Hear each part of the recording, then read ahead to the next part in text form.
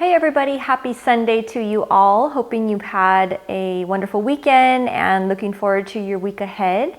Kicking off with my weekly top 5. Of course, these are the cigars coming out of my humidor and hopefully making their way into yours for your week of smoking. So I actually have a mix, kind of a random mix of just kind of what I'm in the mood for, as I normally tend to do. So these are the cigars that I grabbed from my humidor, and these are what I plan on smoking this week. So starting with number 5, we have the Camacho Coyolar.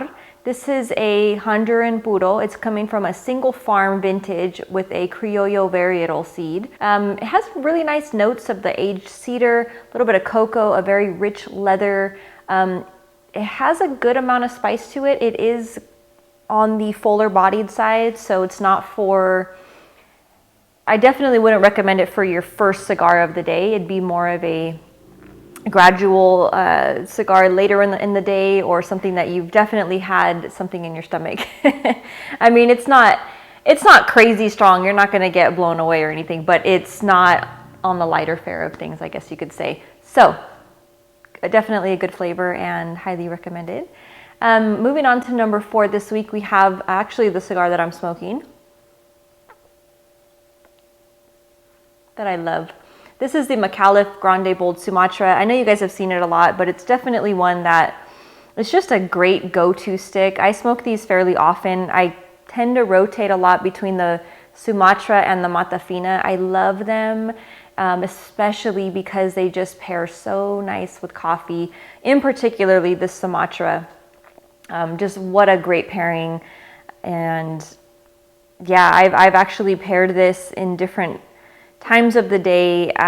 Most recently, I've gone back to doing the Tassa's Hopping Goat, which is the Ethiopian Yirgacheffe, and it's just such a nice combination, different, because I have done it also with the day drinker. You can do both. I mean, it's fun. You're going to notice different things when you do them together, but this Sumatra just has such a nice, easy flavor. You get already coffee notes in it by itself. You get cedar, you pick up a nice cocoa, kind of a muted black pepper spice, but just really nice. And then again, when you, depending on what you put it with, you can always pull out a little bit more of other things as well.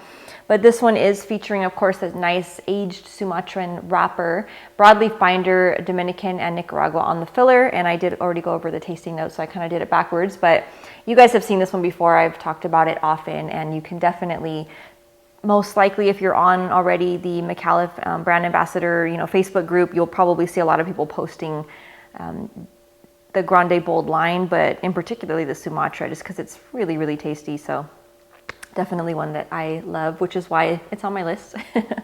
Going on to number 3.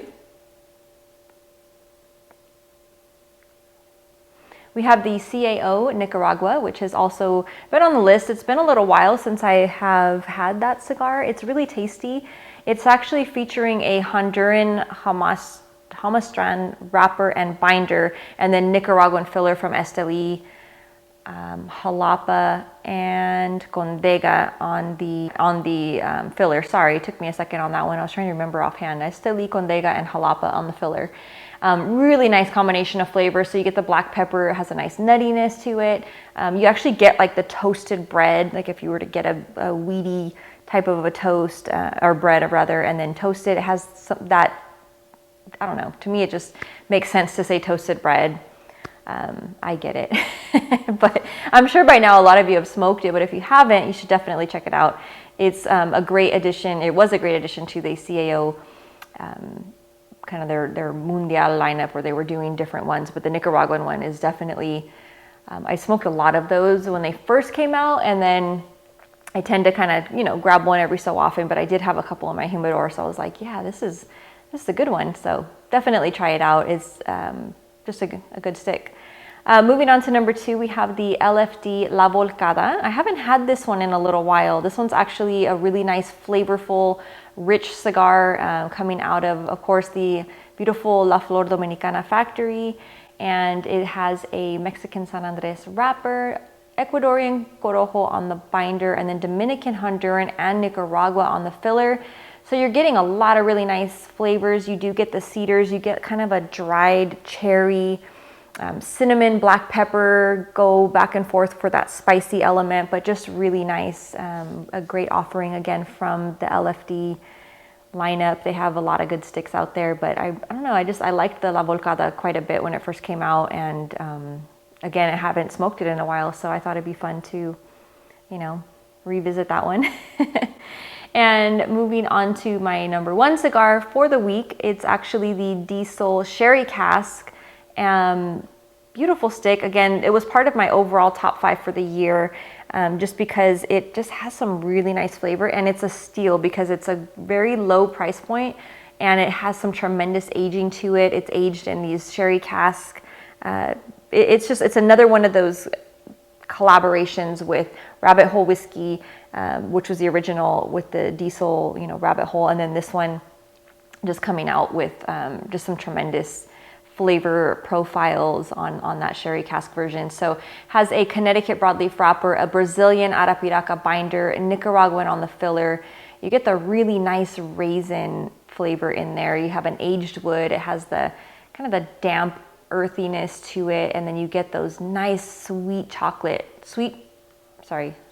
milk chocolate notes, which is definitely stands out, and it's just a really nice offering. Again, it's a steal of the price point, so you should certainly be able to find these in a variety of locations, and I urge you to pick up. This is definitely like a box that you should just get. It's not super expensive, and they have really nice flavors, and you can pair it nicely with things, and yeah, definitely one that you should pick up if you haven't by now. But anyways, I hope you guys have a great week, and thanks so much for tuning in. It's always a pleasure to spend a little bit of the Sunday with you, and I do wish you a fabulous week. See you next time. Cheers.